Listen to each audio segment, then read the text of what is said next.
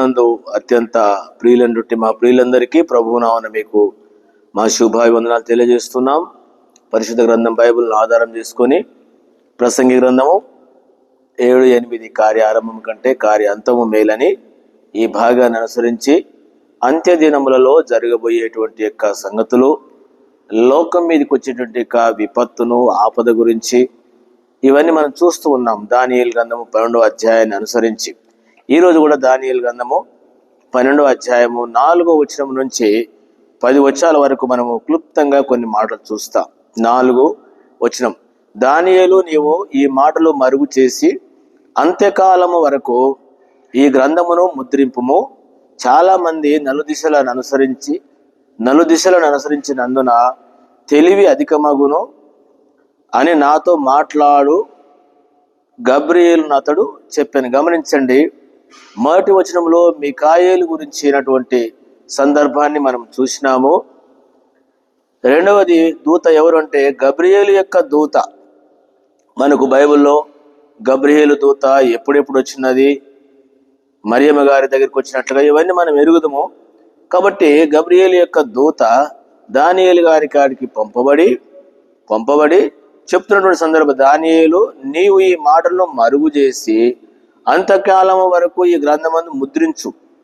చాలా మంది నలుదిశలు సంచరించినందున తెలివి అధికమగును అని నాతో మాట్లాడుతున్నారు. నలుదిశలకు పోయేవాడు తెలివి ఎక్కువ అయిపోయింది ఈ రోజుల్లో. మనుషులకు కూడా నలుదిశలకు తిరిగితే, అందుకనే ఎంత తిరుగుతారో వాళ్ళకి అంత తెలివి ఉంటుంది, అంత జ్ఞానం ఉంటుంది. ఎవరు తిరగరో వాళ్ళకు జ్ఞానం ఉండదు. కొన్నిసార్లు సంఘాలలో మనం ఎక్కడికి పోము ఏం తెలియదు, మనకు మనం అనుకుంటాం, బావిలో ఉన్న కప్పలాగా ఉంటారు. దైవ సేవకులు కూడా అంతే, మేము ఆడికి పోము ఈడికి పోము ఈయనే ఉంటామనంట, అంతే ఉంటాం. చెలిమ తోడుతా ఉంటే కొత్త నీళ్లు ఊరుతాయి. అందుకనే లోకంలో సామెత ఉంది, సంసారి తిరిగి చెడతాడట, సన్యాసి తిరగక చెడతాడు. కాబట్టి దేవుని బిడ్డలారా, మనం అనేక ప్రాంతాలకు వెళ్ళుట ద్వారా అనేక విషయాలను మనం తెలుసుకోగలం. అందుకని చాలాసార్లు ఇవి సంఘాల్లో చూస్తూ ఉంటాం, మాకు ఇదే అలవాటు అయిందండి, మేము ఇట్టనే ఉన్నామండి, మేము అట్లనే ఉంటామంటాము. నీకు నీవే ప్రపంచం కాదు. కాబట్టి ఈ విషయాన్ని ఎరగండి. అనేకులకు ఏమైందంట, తిరిగితే జ్ఞానం వస్తుందని, అది జ్ఞానం అధికమవుతుంది అని గబ్రియేలు చెప్తున్నాడు. 5వ వచనం, దానియేలు నేను చూచుండగా మరిద్దరు మనుషులు ఏటి అవతలి ఒడ్డున ఒకడును, ఏటి యువతల ఒడ్డున ఒకడును నిలిచినారు. అంటే ఇప్పుడు దీన్ని ఏం చేయబడుతుందంటే బయలుపరచబడకుండా, అంతకుముందు మనం ధ్యానించినాము. 4వ అధ్యాయంలో ఏమంటాడు, ఏదైతే చూపబోతున్నానో దాన్ని నువ్వు ముద్రించు, అది నీవు బయలుపరచొద్దు, అది దాన్ని ఆపు, ముద్రించేసేయి, ముద్రయ్యి స్టాంప్ వేసేయి. కాబట్టి ఎందుకు అనంటే ఈ భాగం 5వ వచనం నుంచి రాయబడింది. ఇతలి ఒడ్డున అవతలి ఒడ్డున ఇద్దరు నిలబడ్డరట, నారబట్టలు వేసుకున్నటువంటి వారు ఏటి నీళ్ల పైన ఆడుచున్నటువంటి వారిని చూసి ఈ ఆశ్చర్యం ఎప్పుడు సమాప్తమగునని అడగగా ఏమన్నట, ఆ ఇద్దరిలో ఒకడు నారబట్టలు వేసుకున్న వాడై ఏటి నీళ్ల పైన ఆడుచుండు వాడిని చూసి ఈ ఆశ్చర్యం ఎప్పుడు సమాప్తమని అడగగా, నారబట్టలు వేసుకొని ఏటిపైన ఆడుచున్న ఆ మనిషిని మాటను నేను వీటిని ఏమనగా, అతడు తన కుడి చేతిని ఎడమ చేతిని ఆకాశము వైపు నెత్తి నిత్యజీవియగు వారి నామమున ఒట్టు పెట్టుకొని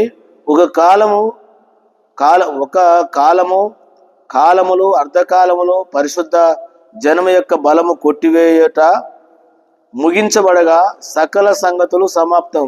పరిశుద్ధ జనము యొక్క సంగతులు ఏమవుతున్నాయటండి, పరిశుద్ధ జనము యొక్క బలము కొట్టివేయబడుతుందంట. అంటే దేవుని యొక్క కార్యానికి, దేవుని సత్యాన్ని కొట్టివేసే దినాలు, ఒప్పుకోని దినాల్లో ఉన్నాం. ఈ దినాలలో ఎక్కడ చూసినా, దేశంలో చూసినా, సంఘాలలో చూసినా, వ్యక్తిగతంగా చూసినా కూడా దేవుని యొక్క విషయమును, పరిశుద్ధ జనం యొక్క బలము కొట్టివేయబడుతున్నటువంటి దినాలలో ఉన్నాం. సరే, ఇప్పుడు ఈ విషయం కొట్టివేయబడుతుంది. అప్పుడు ఏమైందంటే సకలము కూడా ముగించబడుతుంది, సమాప్తం. దేవుని బలాన్ని ఎప్పుడైతే కొట్టివేస్తారో అప్పుడే లోకం యొక్క కాలగతులు కూడా ముగించబడతాయి, సమాప్తమైతుంది. సరే, ఇప్పుడు వీటి విషయం 8వ వచనం, నేను వింటిని గాని గ్రహింపలేకపోతిని, నా ఏలినవాడ వీటికి అంతమేమని అడగగా, అతడు ఈ సంగతులు అంతకాలము వరకు మరుగుగా ఉండునట్లు ముద్రింపబడినవి గనుక దానియేలు నీవు ఊరకుండుమని చెప్పినాడు. దాని గురించి ఏం చేయబడలేదంటే తనకు కూడా బయలుపరచబడలేదు. అంత్యకాలము వరకు అవి మరుగు చేయబడ్డాయి. కొన్నిసార్లు మరుగు చేయబడినటువంటివి మనకు అర్థం కాకపోతే వాటిని గురించి వేరే విధంగా చెప్పొద్దు. సరే, ఇక్కడ కాలాల గురించి కూడా రాయబడింది. కాలాలు, అర్ధకాలాలు, దినాలను గురించి చాలా సంగతులు ఉన్నాయి.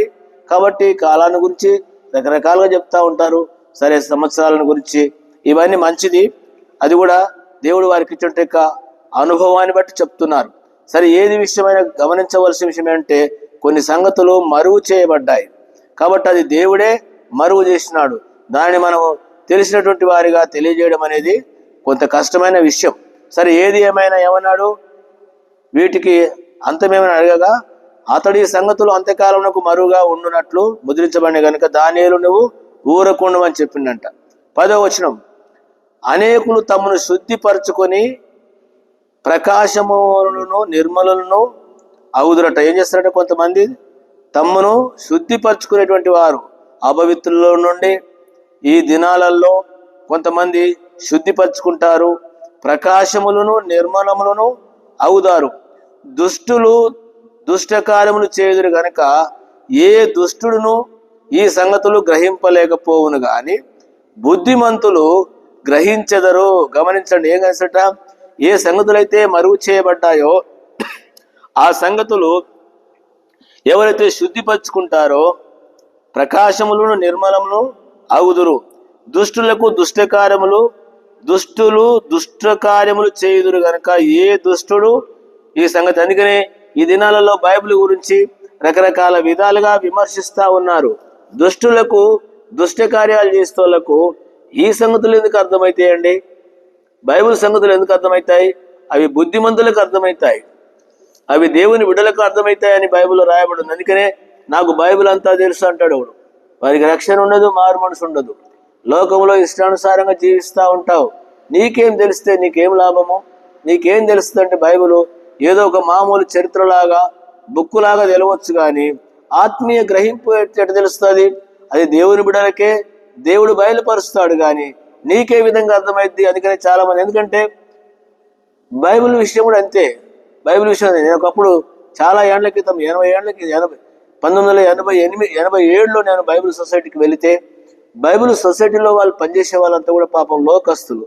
వాళ్ళకు అన్నీ ఉంటాయి లోక విధంగా, వాళ్ళు దాంట్లో పనిచేస్తారు. బైబిల్ గురించి అడిగితే వాళ్ళు ఏం చేస్తారంటే వాళ్ళకు బాగా తెలుసు మనకంటే ఎక్కువ, కానీ వాళ్ళకు అవగాహన ఉందా? రక్షణ ఉందా? లేదు. అట్లనే బైబిల్ విషయము ఎవరికి తెలుస్తాయి అంటే దేవుని ఆత్మ కలిగినటువంటి వారికే. కాబట్టి దేవుని బిడ్డలారా, ఈ దినములో దేవుని ఆత్మ కలిగినటువంటి మనము, దేవుని ఆత్మ గ్రహించేటువంటి మనకు తెలియజేయబడుతుందని రాయబడి ఉంది. 10వ వచనం మధ్య భాగంలో చూడండి, ఈ సంగతులు గ్రహింపలేకపోవును గాని బుద్ధిమంతులు గ్రహిస్తారు. బుద్ధిమంతులు లేక నీతిమంతులు. నేను చదువుతున్నాను ఒక వచనము, 1 కొరింథీ పత్రిక 2వ అధ్యాయం. 1 కొరింథీ పత్రిక 2వ అధ్యాయము నేను చదువుతున్నాను, గమనించండి. 6వ వచనంలో ఏమంటే, పరిపూర్ణులైన వారి మధ్య జ్ఞానం బోధించున్నాను, అది లోక జ్ఞానము కాదు, నిరర్ధకులైపోవచ్చున్న ఈ లోక అధికారుల జ్ఞానము కాదు, దేవుని జ్ఞానము మర్మమైనట్టుగా బోధించున్నాము. ఈ జ్ఞానము మరుగై ఉండెను, జగదుత్పత్తి ముందుగానే దీన్ని దేవుడు మన మహిమ నిమిత్తము నియమించినాడు. అది లోకాధికారులలో ఎవనికి తెలియదు. అందుకనే ఎవనికి, లోకస్తులకు రక్షణ లేకుండే, మారు మనసు లేని వానికి బైబిల్ యొక్క జ్ఞానము తెలియదు, బైబిల్ గురించి అర్థము కాదు. వాడు ఎన్నిసార్లు చదువుకున్నా అంతే. అందుకనే వాళ్ళు గొప్ప చదువులు చదువుకున్నారు, కానీ ఏది దేవుడో వాళ్ళకు తెలియదు, ఏది పద్ధతిలో తెలియవు. దైవిక విషయం దైవికమైనటువంటి వాళ్ళకే అర్థమవుతుంది. గమనించండి 9వ వచనం, లేక దేవుడు దీన్ని మన మహిమ నిమిత్తం ఉంచినాడు, అది లోకాధికారులు ఎవరికి తెలియదు, అది వారికి తెలిసి ఉండిన ఎడల మహిమ స్వరూపియగు ప్రభువును సిలువ వేయకపోదురు. వాళ్ళకి తెలియకనే యేసు ప్రభు వారిని సిలువ వేసినారు. కాబట్టి దేవుని యొక్క జ్ఞానం లేక. 9వ వచనము, ఇందును గూర్చి దేవుడు తన్ను ప్రేమించు వారి కొరకు ఏమి సిద్ధపరచనో అవి కంటికి కనబడలేదు, చెవికి వినబడలేదు, మనుష్య హృదయమునకు గోచరము కాలేదని వ్రాయబడి ఉన్నది. మనకైతే దేవుడు వాటిని తన ఆత్మ వలన బయలుపరిచి ఉన్నాడు. ఆ ఆత్మ అన్నిటినీ దేవుని మర్మములను కూడా పరిశోధిస్తున్నాడు. దేవుడు ఏమిచ్చినాడు? రక్షించబడ్డ వారికి దేవుని ఆత్మ ఇచ్చినాడు. దేవుని ఆత్మ కలిగినటువంటి వాడు అన్నిటిని వివేచిస్తాడు, తెలుసుకుంటాడు. దేవుని ఆత్మ తెలుపుతుంది సంగతులను, మర్మమైన సంగతులను దేవుని ఆత్మ చెప్తుంది. 11వ వచనం, ఒక మనుషుని సంగతులు అతనిలో ఉన్న మనుషాత్మకే గాని మనుషులలో మరి ఎవరికి తెలియను. అలాగే దేవుని సంగతులు దేవుని ఆత్మకే గాని మరి ఎవరికి తెలియను. దేవుని వల్ల మనకు దయచేయబడిన వాటిని తెలుసుకుంటకై మనము లౌకికాత్మను కాక దేవుని యొద్ద నుండి వచ్చు ఆత్మను పొంది ఉన్నాము. మనుష్య జ్ఞానము నేర్పు మాటలతో గాక ఆత్మ సంబంధమైన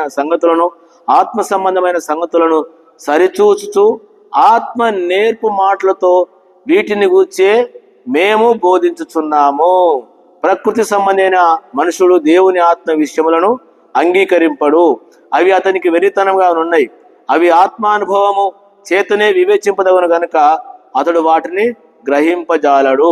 ఆత్మ సంబంధమైన వాడు అన్నిటినీ వివేచించును గాని అతడు ఎవరి చేతను గమనించండి. ఏమి సిద్ధపరిచినాడో, ఏమి తెలియజేసినాడో ఎవరికి తెలియపరచుంటే ఇక్కడ చదువుకుంటే ఇక 10వ వచనంలో తమను తామును ఎవరైతే శుద్ధిపరచుకున్నారో, ప్రకాశములు నిర్మములు అవుదురో అలాంటి వారికి, ఎవరైతే దుష్టులు దుష్టకార్యం చేస్తారో వారికి అర్థం కాదు, వాళ్ళు దుష్టకార్యమే చేస్తారు. దుష్టుల మీద దేవుడు అగ్ని కురిపించబోతున్నాడు. దుష్టులకు వచ్చేటువంటి శిక్ష, దుష్టులు మరవబడుతూ ఉంటారు. కాబట్టి ఏ విధంగా మనం జీవిస్తూ ఉన్నాం? బుద్ధిమంతులైతే గ్రహిస్తారు, బుద్ధిమంతులకు దేవుడు జ్ఞానం ఇస్తాడు. అందుకనే బుద్ధిమంతులు వాళ్ళు జ్ఞానం ఉన్నది కాబట్టి డ్యూటీలు ఉన్నాయి, నూనె తీసుకొని పోయినారు. బుద్ధి లేని వాళ్ళు ఏం లేదు, బుద్ధి లేదు కాబట్టి, జ్ఞానం లేదు కాబట్టి డ్యూటీలు పట్టుకొని పోయినారు, నూనె లేకుండా పోయి విడిచిపెట్టబడ్డారు. కాబట్టి ఏ జాబితాలో ఉన్నాం మనము? దేవుని సంగతులను గ్రహించి దేవుని కొరకు జీవించేటువంటి బుద్ధిమంతుల గుంపులో ఉన్నామా, లేక దుష్టులు దుష్టకార్యం జరిగించేటువంటి గ్రహింపు లేనటువంటి స్థితిలో ఉన్నామా? ఈ విషయాన్ని మనం ఎరిగి మనము కూడా బుద్ధిమంతుల్లాగా దేవుని సంగతులను, దేవుని ఆత్మ ద్వారా బయలుపరిచే సంగతులను గ్రహించి దేవుని కొరకు నమ్మకంగా జీవిస్తాం. రేపు దేవుడు ప్రభు వచ్చినప్పుడు ఆయనతో కూడా వెళ్తాం, లేకపోతే విడిచిపెట్టబడతాము, శిక్షకు తీర్పుకు గురవుతాం. కాబట్టి చివరి దినాలలో ఉన్నాం, అంత్య దినాలలో ఉన్నాం. ఈ మాటలు వినటకు మనము ప్రభు కొరకు జాగ్రత్త కలిగి జీవిస్తాం. భారతీయ ప్రభు మనకు సహాయపడును గాక. ప్రియమైన తండ్రి, పాదాలకు వందనాలు. దుష్టులకు ఇవన్నీ అర్థం కావు, బుద్ధిమంతులు గ్రహిస్తారన్నారు. కాబట్టి మేము ఆ విధంగా దుష్టుల యొక్క విధానంలో ఉండకుండా బుద్ధిమంతుల వల్ల జీవించడానికి నీ బిడ్డలకు మాకు దయచేయండి. దుష్టుల మీద ఆయన అగ్ని ఉరులు కురిపిస్తున్నాడు కాబట్టి అలాంటి శిక్షకు పాత్రలు కాకుండా చివరి దినాల్లో ఉన్నా మీరు మాకు సహాయపడమని వదనం చెల్లిస్తూ చేసుకున్నాం, ప్రాణం చేడుకుంటున్నాను తండ్రి. ఆమె మన తండ్రి దేవుని యొక్క ప్రేమ, మన ప్రభువైన యేసుక్రీస్తు కృప, పరిశుద్ధాత్మ సహవాసం చేయడం మనందరూ తోడైండును గాక. ఆమేన్. ఆమేన్. ప్రైజ్ ది లార్డ్ అండి మీ అందరికీ.